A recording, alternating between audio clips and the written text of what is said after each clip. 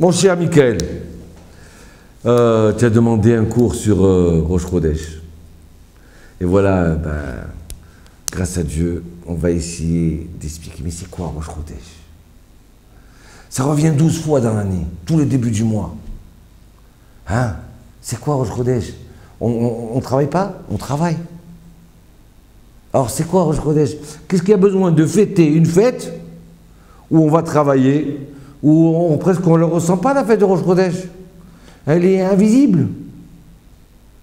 Alors les femmes ont la coutume d'allumer une bougie à Rosh Chodesh, de ne pas faire la lessive. Quel rapport les femmes et Rosh Chodesh? Ok.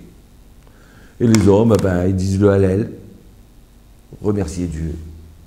Et ils font moussaf. Et on a une coutume aussi de rajouter un petit plat, en plus, dans le repas de la journée.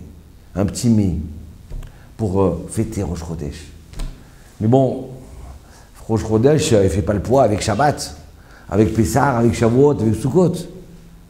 D'accord, mais et alors pourquoi il revient 12 fois? Et attends, je veux comprendre. Rosh Chodesh, première fois qu'on entend parler de Rosh Chodesh, c'est quand? C'est quand Dieu il dit à Moshe Rabbeinu, en plein esclavage dans l'Égypte, les premières paroles de l'histoire envers le peuple d'Israël. A Chodesh Azelachem Rosh Chodashim. Ce mois-ci, ça va être le début du mois, de tous les mois. Rosh Chodashim. Alors c'est là qu'on entend parler de Rosh Chodesh. Ça veut dire quoi? Rashi dit, alors Rashi dit comme ça, il lui a montré Hachem la lune qui se renouvelle. Il lui dit voilà, comme ça, quand elle se renouvellera, c'est Rosh Chodesh. Ouais. Alors, j'ai compris que Rosh Chodesh, ça dépend du temps. Que Rosh Chodesh, ça dépend aussi de la lune. C'est la lune qui fait Rosh Chodesh. C'est la lune qui s'agrandit et qui le 15 du mois, elle commence à être pleine et qu'après elle se rapetissit et elle s'efface complètement le premier du mois.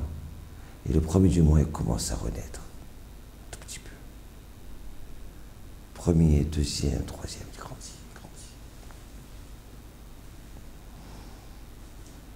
il grandit. Aïe, aïe, aïe, aïe, aïe. La lune. Donc maintenant, Rosh Chodesh, c'est la lune. C'est merveilleux, ça. Et qu'est-ce qu'on fait de la lune, là? Je n'ai pas compris, là. Alors, le Midrash, il vient et nous dit... La Maseret Shabbat est dit comme ça. Un Tanour Rabbanan. La page Shabbat, c'est quelle page déjà? Laissez-moi réfléchir. Page, c'est marqué ici, 88. Folio B. Tanour Rabbanan. Ane lavim ve'enam olvim. Shomim charpatan ve'enam ashivim. Osim me'ava usmichim be'isurim. Aleem hakatuv. Alors la traduction, écoutez ça, c'est une Gemara extraordinaire. Ah, j'adore, j'espère que j'arriverai à ce niveau-là. Anelavim ve'enam olvim, à ceux à qui on fait honte et qui ne réagissent pas. Oui, c'est une mida juive. Oui. Oui. À ceux qui ont fait honte et qui ne réagissent pas. Je pourrais lui répondre et lui faire honte en public devant tout le monde. Je dis rien. C'est pas grave. Kapara.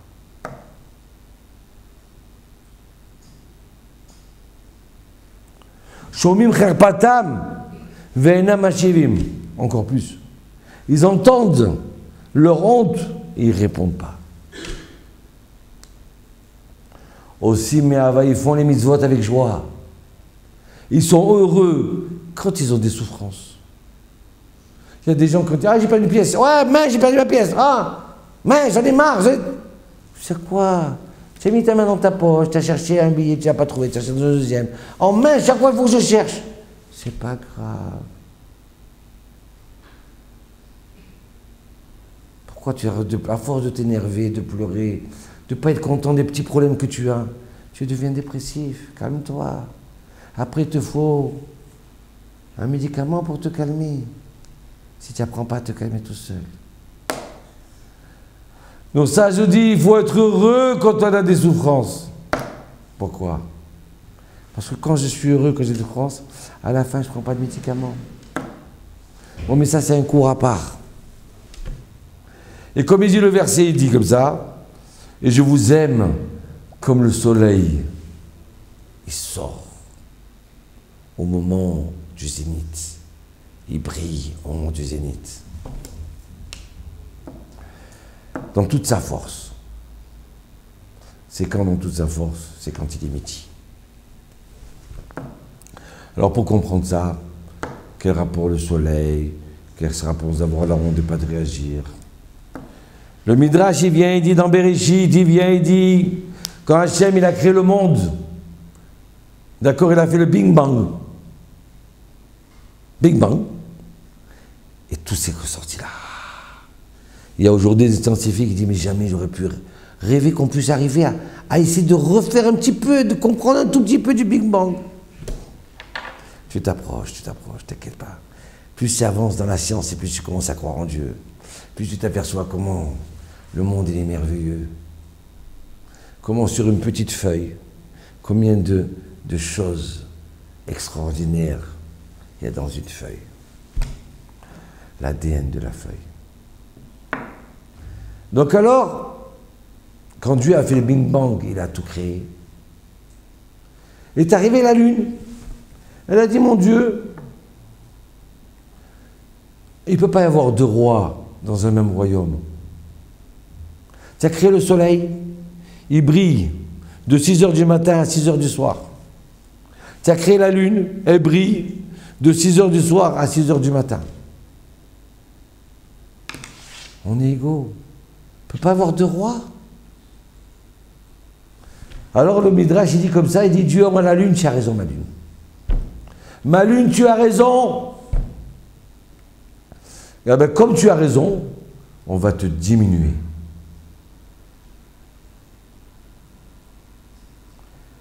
On va te diminuer.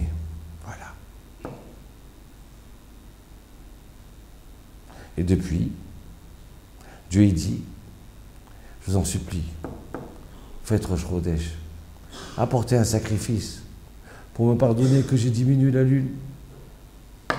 Parce que j'ai diminué la Lune.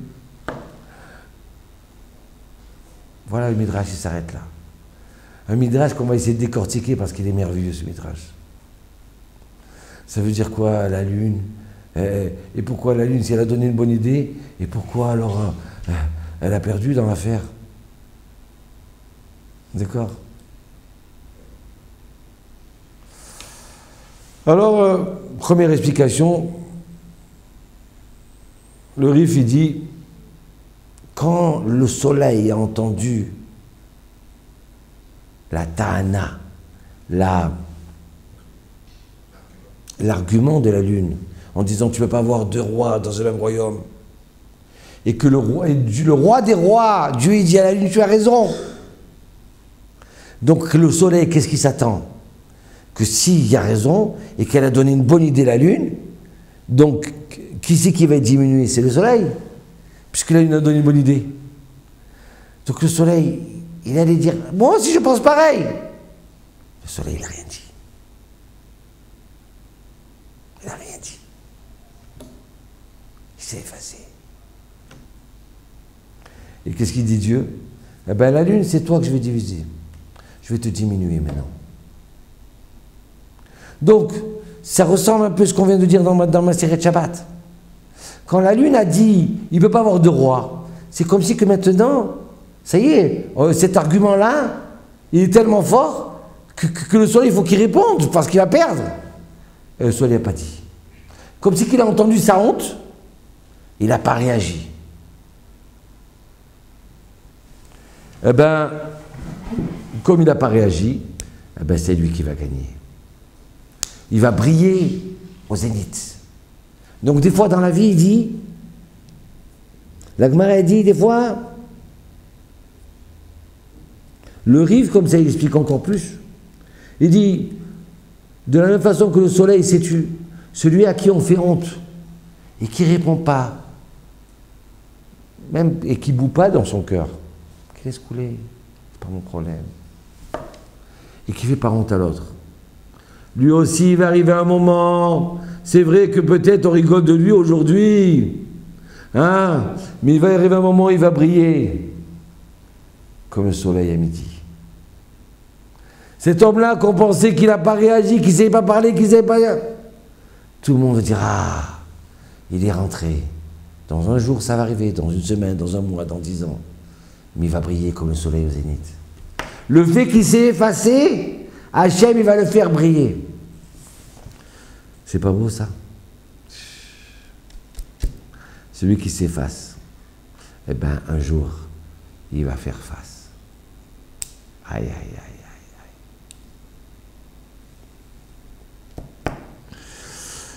Écoutez bien, le Lev Aryeh dit, pourquoi on fait Rosh Chodesh? Vous savez pourquoi on fait Rosh Chodesh? Parce que la lune, elle était peut-être orgueilleuse. Elle, quand elle a dit cet argument-là, c'était pour grandir plus que le soleil. Mais Hachem, il a diminué. Donc maintenant, quand on voit la lune entière au début, et après petite au début, après très grande, après elle se diminue, jusqu'à qu'on ne la voit pas. Là, quand je fais Rosh Chodesh, que je ne la vois pas, le Lev Aryeh dit, prenez exemple, regardez la lune, regardez la personne qui a voulu être orgueilleuse. Elle veut tout faire pour se montrer, personne ne la verra. Elle a toujours voulu avoir une face, et bien maintenant les gens ils vont la voir effacée. Voilà la lune. Elle monte, elle se diminue. Elle monte, elle se diminue. La punition de l'orgueilleux. Donc quand vous allez faire la bénédiction de la lune, le 7e jour, ou le 3e jour, le 2e jour pour les Ashkenazim, ou quand vous êtes en Rosh Chodesh, vous fêtez Rosh Chodesh. Pourquoi la lune? Ah, celui qui a gagné, c'est le soleil. Et la lune, elle a été punie. Parce qu'elle a voulu se montrer. Parce qu'elle a voulu écraser l'autre. Parce qu'elle a voulu effacer l'autre. Ah, il y a eu quelques secondes où le soleil allait perdre. Mais en fin de compte, il a gagné. Comme ça, celui qui a honte, il va briller au zénith. Il ne faut pas s'arrêter au milieu du film. Il faut voir le film jusqu'à la fin. L'histoire, combien de gens ils étaient effacés, et on a vu qu'ils ont fait face. Et regardez, la preuve. Dieu y crée le monde. Après le Big Bang, il va créer l'homme. Et il dit, Naaseh Adam, faisons l'homme à notre image. Alors tous les commentateurs ils disent, qu'est-ce qui se passe? C'est quoi faisons l'homme? C'est quoi Dieu n'était pas tout seul? Alors la création du monde. Mais ça veut dire quoi? Ça veut dire qu'il y a d'autres dieux? Donc les Grecs ils avaient raison, les Romains ils avaient raison. Nos sages nous enseignent, la Barachi ramène. Non, en fin de compte, Dieu était tout seul. Mais alors s'il était tout seul, pourquoi il dit faisons Dieu? Il va donner de l'eau au moulin. Il va donner des raisons à ceux qui sont polythéistes. Pas polygamie, polythéistes. Ceux qui croient en plusieurs dieux. Ou ceux qui sont athées. Ils disent, ah, vous voyez, c'est pas lui qui a créé le monde. Tu vas donner les preuves, l'arme, pour que tu perdes. Nos sages ils disent, pourquoi Dieu a fait ça alors? Pourquoi il dit faisons? Il dit parce qu'il voulait nous apprendre une chose importante. C'est comme si que Dieu il a demandé aux anges, venez on fait l'homme à notre image. Que le grand, c'est toujours bien qu'il demande conseil aux petits. Aïe, aïe, aïe, aïe, aïe, aïe. Hachem, vous voyez, le grand artiste, comme il s'appelle, Albert Einstein, le plus grand génie, et a construit la machine la plus belle au monde. Et de ce coup, il vient, il appelle son secrétaire, et il dit, écoute, 2 secondes, rappelle-moi, où c'est qu'il faut appuyer sur le bouton de la machine là? Il est devant la télévision, la NASA, devant tout le monde. Alors le secrétaire, il dit, attends, c'est ici là. Tout le monde dit, il va éclater de rire. C'est ça le savant, il a construit toute la machine, il ne sait pas où il faut appuyer le bouton. Voilà Hachem, comment il a fait. Pour enseigner l'humilité. Comment Hachem, il aime l'humilité. Donc il est prêt que même donner de l'eau au moulin aux autres. Mais enseigner l'humilité au Béné Israël, à l'humanité. Aïe, aïe, aïe, comme c'est beau ça. C'est pas merveilleux, Bémet. Qu'est-ce qu'on a la chance d'avoir Hachem, un Dieu comme ça pour nous, bon Hachem. Aïe, aïe, aïe.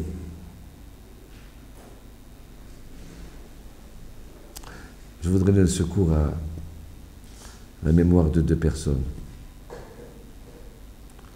M. Pinras Ohayon et mon ami Lucien Zagdoun, que Dieu repose en eux, et tous les autres à qui j'ai assisté cette année. Donc regardez l'humilité comme c'est beau. Il arrive, Moshe Rabbeinu, Dieu il dit, voilà, le peuple il souffre trop.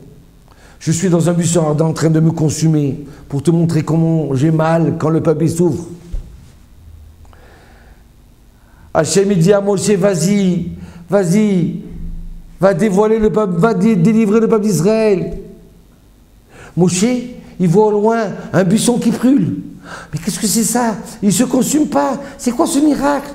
Il s'approche comme ça. Et Hachem, il entend une voix. Je suis l'Éternel ton Dieu. Enlève tes chaussures parce que ce sol, il est kadosh.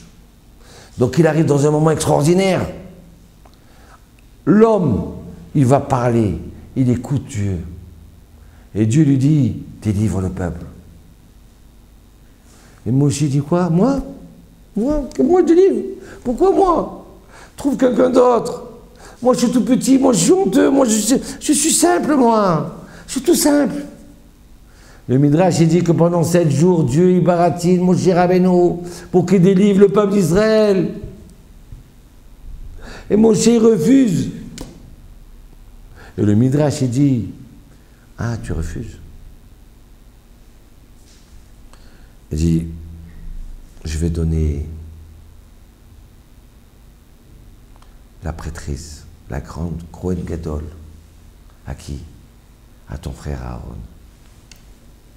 Et quand j'ai raconté à ton frère Aaron que tu vas être le délivreur d'Israël, il était content dans son cœur. Moshe dit, d'accord, allez, on va délivrer. Comment un homme, pendant 7 jours, il refuse? Et nos sages, ils disent, comme il a été entêté, à cause de ça, il a perdu la chance d'être le Kohen Gadol, le grand prêtre. Sur cela, le Chida, il vient et dit, c'est pas possible. Je ne suis pas d'accord. Pourquoi? Pourquoi Hachem il a choisi Moshe? C'est parce qu'il était simple. Pourquoi il a choisi Moshe? Parce qu'il était humble. Moshe, à Dieu, il est baratine pendant 7 jours. Je ne veux pas un autre. Je veux toi. Parce que tu es humble. Parce que tu ne veux pas, je te veux à toi. Tellement j'aime l'humilité. Donc, comme on a vu avec la lune, comme on a vu avec Rosh Chodesh, comme on a vu comment Dieu il a dit faisons l'homme à notre image. Pourquoi c'est important? L'humilité à Hachem, tellement c'est important. Et tu vas me dire qu'il va être puni parce qu'il était humble? Le Chida dit non. Il n'est pas puni. Il n'a pas été puni. On ne peut pas dire une chose comme ça. Si Hachem tellement il aime l'humilité.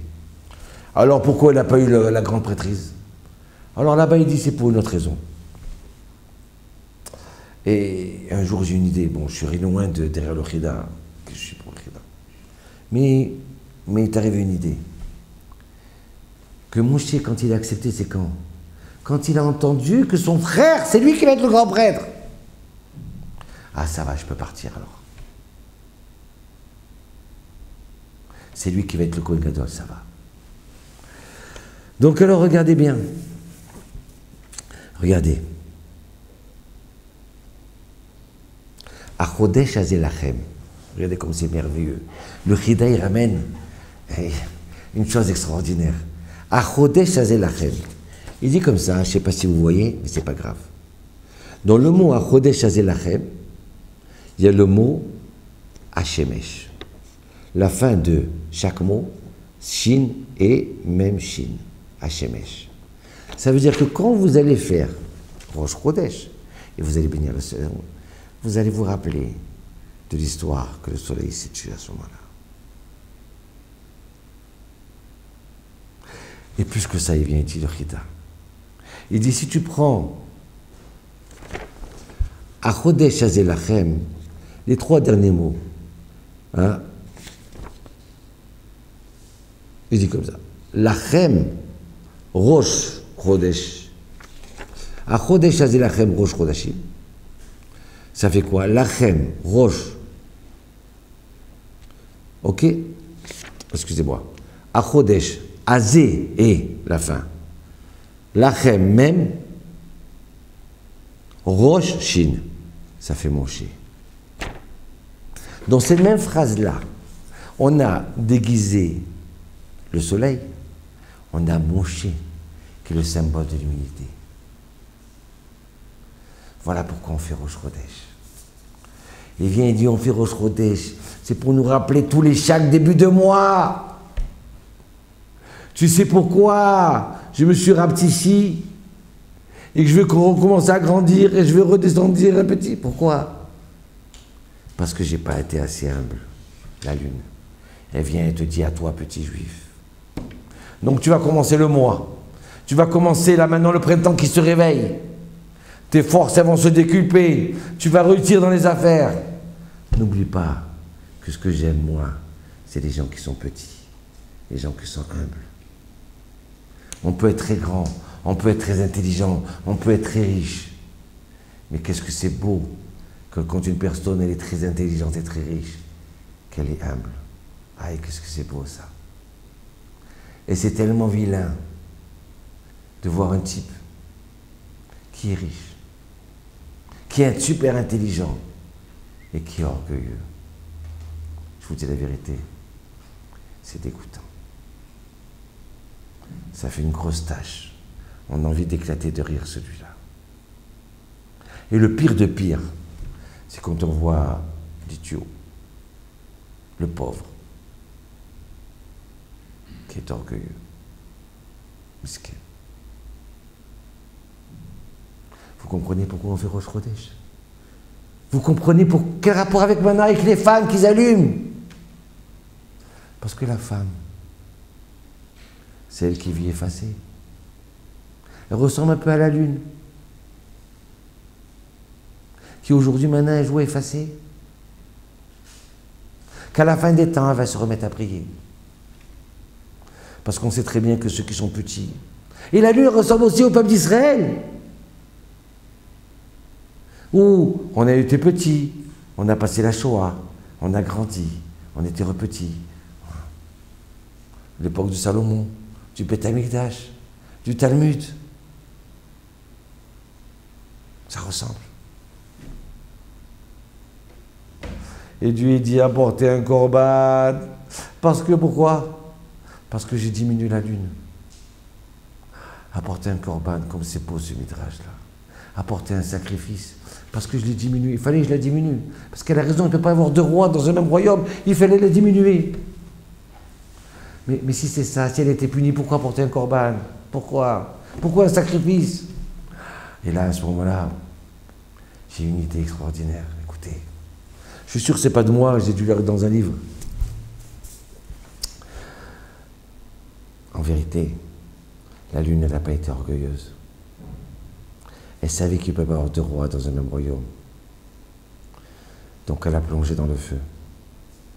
Elle savait qu'elle a diminué. Elle a dit à Hachem, diminue-moi. Il dit, mais il ne peut pas avoir deux rois dans un même royaume. Donc alors, dans son idéal de la lune, c'était pas par orgueil, c'était pour dire à Hachem, je suis prêt à me sacrifier, diminue-moi. Comme ça, il y aura un roi. Et à ce moment-là, Hachem, il pleure, il dit, mes enfants d'Israël, apportez à Rosh Chodesh, faites la fête de Rosh Chodesh, apportez un sacrifice parce que je l'ai diminué. Comme une femme qui se marie avec son mari, et elle vient alors qu'elle est intelligente, qu'elle a tout, mais elle sait très bien que il faut qu'il y ait un qui dirige la maison. Alors elle joue le deuxième rôle. Elle accepte avec joie de jouer le deuxième rôle. Elle s'efface, elle dit à son mari, tu as raison, alors qu'elle sait que c'est elle qui a raison. Mais c'est comme ça que le couple il tient. C'est comme ça que le peuple d'Israël il existe, grâce à la famille. Et qui c'est la famille? Dans le mot famille et le mot femme. C'est grâce à la femme qui s'est effacée. C'est pour ça qu'Hachem il dit apporter un sacrifice à Rosh Chodesh parce que j'ai effacé la lune et j'ai diminué la femme. Parce que c'est elles qui font l'histoire. C'est grâce à elles qu'on vit toute l'année.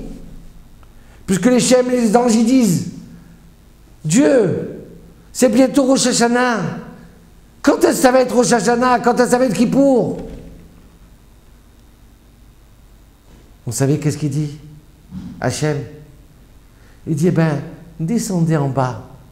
Le tribunal rabbinique de Jérusalem, quand il verra que la lune, elle est là ou elle n'est pas là, c'est eux qui vont décider quand est-ce que ça va être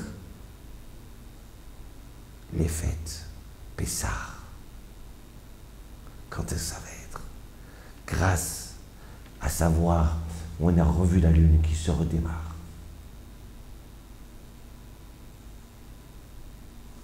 Grâce à ces gens-là qui s'effacent, c'est eux qui vont décider l'histoire du peuple d'Israël et de l'humanité. Voilà pourquoi on fait Rosh Chodesh. Je te remercie, Michael, de m'avoir dit, mais on n'a pas de cours sur Rosh Chodesh. Aïe, aïe, aïe, Yiratson, qu'on soit à la hauteur de cette fête de Rosh Chodesh. Savoir s'effacer pour faire grandir les autres. Parce que quand on s'efface, en vérité, Hachem nous grandit. Comme la lune, comme Rosh Chodesh, comme le peuple d'Israël, comme la femme et comme Moshe Rabbeinu. Amen.